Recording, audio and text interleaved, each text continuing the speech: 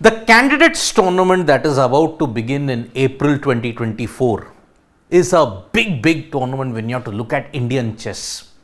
For the first time, 3 male players and 2 female players from India are going to participate in the candidates in Toronto. Gukesh, Pragnananda, Vidit. All 3 of them had their own pathways when you have to look at it. Pragnananda qualified for the candidates because he reached the final of the Chess World Cup. Vidit Gujarati managed to seal his place in the candidates because he won the Grand Swiss tournament, the Isle of Man. Gukesh, by dramatic way, he managed to top the FIDE circuit and qualify for the candidates. And Gukesh is coming off an excellent performance at Vaikanzi in the Tata Steel Chess Tournament because he just about managed to make it to the playoffs, took it to sudden death, but he lost it to Wei Yi there.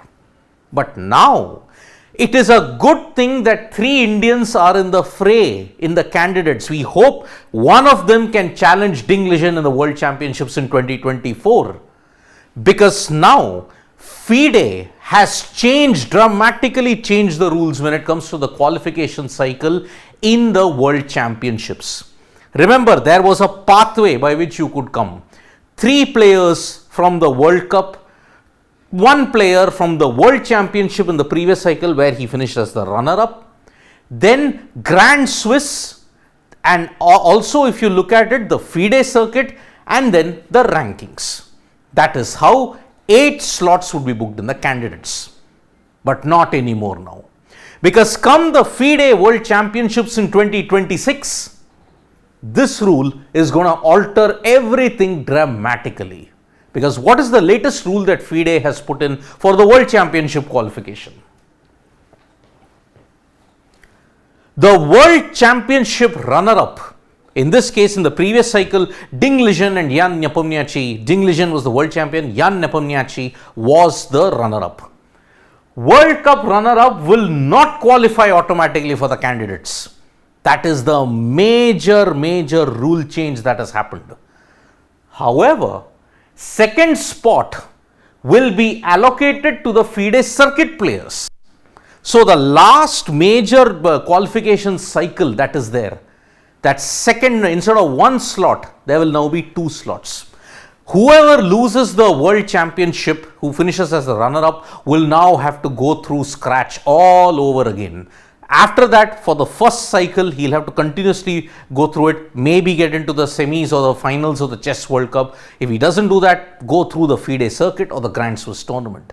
Now, this has put a major disadvantage to several players now, and now ensuring that you win the World Championship now becomes even more important at this point. If you don't win the World Championship, you are in big trouble then, because you'll have to again start from scratch, because this is how the qualification looks like at this point in time.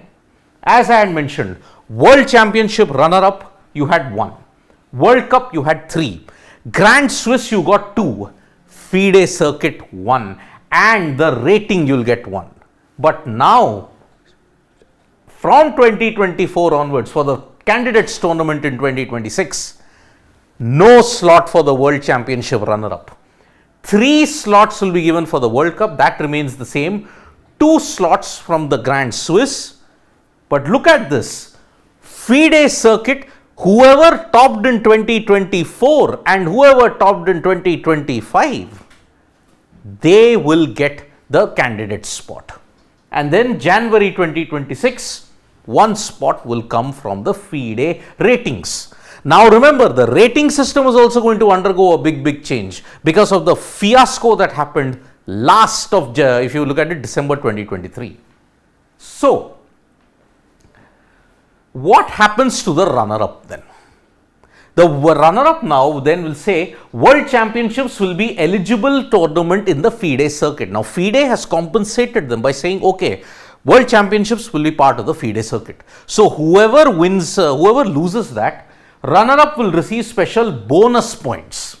So, that is why it's not all doom and gloom. So, whoever finishes runner-up in the FIDE World Championships, he gets bonus points and he will be the front runner in the FIDE circuit, just to compensate on that. Now, as far as the rating is concerned, there is another major rule. The other rule which is stated, the highest rated player spot, which is number 1. The spot reserved for the highest rated player will now be determined by the 6-month average rating, not the 12-month. This is the situation that cropped up in November and December, just before the World Rapid and Chess Championships. I had stated in one of the other videos that certain chess tournaments have a rating which is high, depending upon which your FIDE ELO points are calculated. Now, this spot is exclusive to the player ranked first in the FIDE rating list. If the player withdraws, the qualification spot shall be awarded to the second highest rated player, which is what happened with Gukesh. Because Caruana got through to the World Cup, he also topped the FIDE circuit, but because of that, he got through. So that's why Gukesh managed to get through from the FIDE circuit. Now, notably, the 6-month average rating will eliminate the possibility of players relying on a last chance tournament in December. You remember I had done a video as to why the Chennai Masters was in controversy, because several European and several other players had stated, oh, this was a last minute thing. It gave the others no chance to qualify. Gukesh got 20 crucial points and that's why he managed to go second in the FIDE circuit. The same thing happened even with Dinglish. Had Dinglish not arranged a lot of tournaments, he would have not even made it through to the World Championships and the candidates at that point in time. But this came into the spotlight with Alireza Firouzja. Highest rated player from that period of December, it became a fiasco because Alireza Firouzja had a last minute tournament in December. Now that last minute tournament ensured he just about managed to sneak through thanks to the ratings. That is the reason why FIDE, in order to ensure the level playing field is there, a 12-month average is now removed. It's only the 6-month thing. So that is why even if you organize a tournament at the last moment, it won't be counted. What is the 6-month average?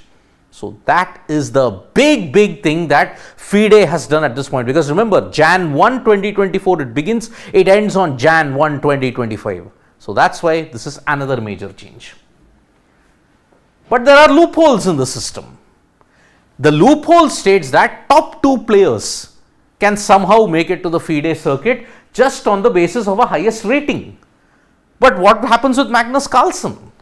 Because Carlsen has got over 2,800 ELO points. If he doesn't even play, he can sit on that rating for a long time. Then what happens? That is one loophole. The second loophole is performance rather than average rating during qualification cycle.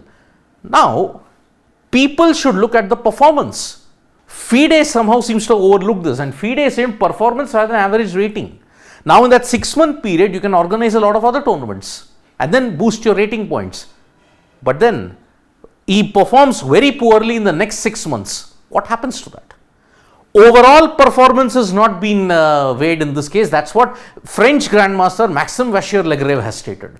You're not rewarding performance to a certain extent. Now, what happens to all of the 3? Now, Gukesh, because he came through in the FIDE circuit, now he will also have a lot of things up his platter come the World Championship end. For 2025, his situation will be different. He will now have to rely on the Chess World Cup. Same with Pragnananda.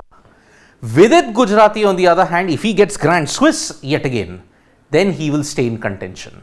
For the first time, 3 individuals on 3 different qualification circuits have managed to make India proud. Gukesh in the FIDE circuit, Pragnananda in the World Cup, and Vidit Gujrati in the Grand Swiss tournament. But now with the FIDE circuit also having a big chance, Gukesh's chances might take a big hit.